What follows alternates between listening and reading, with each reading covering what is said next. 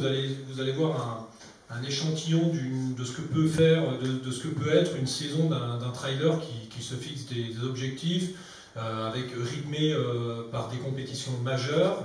Donc en gros, c'était 80 km aux alentours du Vulcain, dans le Massif central.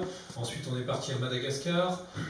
Ensuite, on est allé faire le Lavaredo en Italie. Et on a fini par l'Ultra Trail du Mont Blanc. Donc c'était 4 compétitions majeures qui rythment, qui donnent un cadre à la saison. Et ça, Dieu sait si on est plutôt attaché à ça dans le monde du sport, mais dans la vie en général, de se fixer un cadre, c'est une chose importante. Je n'avais pas du tout imaginé qu'il fallait peut-être aussi tout simplement se centrer sur soi pour être capable de progresser. Et à partir de ce moment-là, au lieu d'utiliser le dossard peut-être pour un faire-valoir aux yeux des autres en montant sur un podium, un éventuel podium, que je ne montais même pas d'ailleurs, j'ai utilisé le dossard avec un autre effet. Je me suis dit, un dossard, j'ai l'obligation de donner le meilleur de moi-même ce jour-là. Pas un autre jour, c'est pas le lendemain ou la veille, c'est ce jour-là. C'est aussi pour ça que j'aime prendre un dossard, parce que je dois tout mettre en œuvre pour être capable d'être bon, ou en tout cas le meilleur de moi-même à ce moment-là. Donc à 20 ans, à 40 ans, c'est pas pareil, retour de blessure, début de saison, fin de saison, enfin le meilleur du moment, le meilleur du potentiel du moment.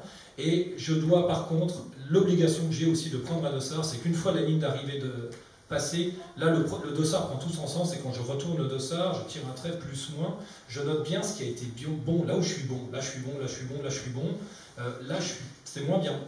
C'est peut-être dû à ce que ça veut, mais là je suis moins bien. Et dans tous les cas, qu'est-ce que je mets en œuvre pour que ces moins passent en plus? Et là j'ai progressé à une vitesse folle.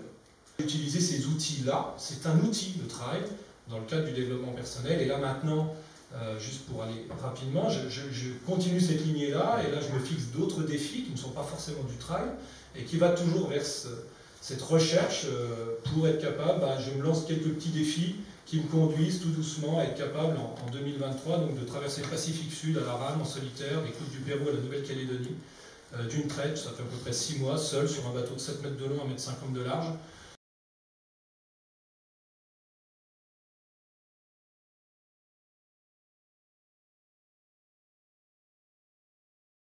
Déjà, la raison principale, c'est d'avoir une bonne raison pourquoi lequel tu es là. Les athlètes que je suis, c'est la première chose que je leur demande quand, voilà, ce matin j'ai fait 2 entretiens avec des athlètes qui veulent que je les entraîne en trail. Je dis, mais pourquoi tu fais du trail? C'est parce que tes potes font du trail et que c'est à la mode et que tu as envie de t'habiller comme Kylian Jornet pour aller faire le malin sur les sentiers puis de faire une belle photo sur Facebook. Si c'est ça, c'est pas la peine de venir me voir. Par contre, si tu as un véritable projet où tu te dis, moi je veux faire ça avec une vraie raison valable qui vaut vraiment le coup, on part déjà sur une bonne base. C'est déjà un des éléments.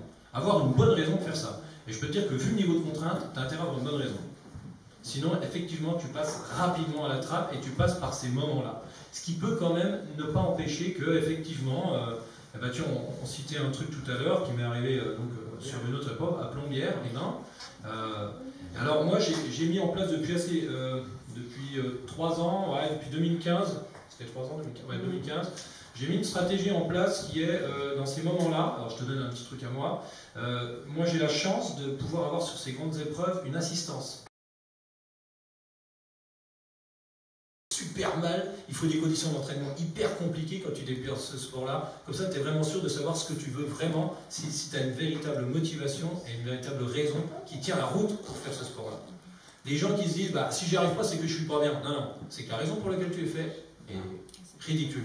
Alors qu'après, quand tu arrives à un niveau éventuellement de très haut niveau, que tu aies besoin par rapport au repos, par rapport à avoir des conditions d'entraînement, ça va poser d'autres problèmes, parce que c'est des volumes d'entraînement assez importants, ainsi de suite, il est normal. Mais au début, je pense que passer par cette phase-là, c'est hyper important. Et elle ne le dit pas, parce que là, elle est plutôt bien, mais je peux dire qu'elle est passée aussi par ce genre de fonctionnement. Et c'est plutôt important d'y passer.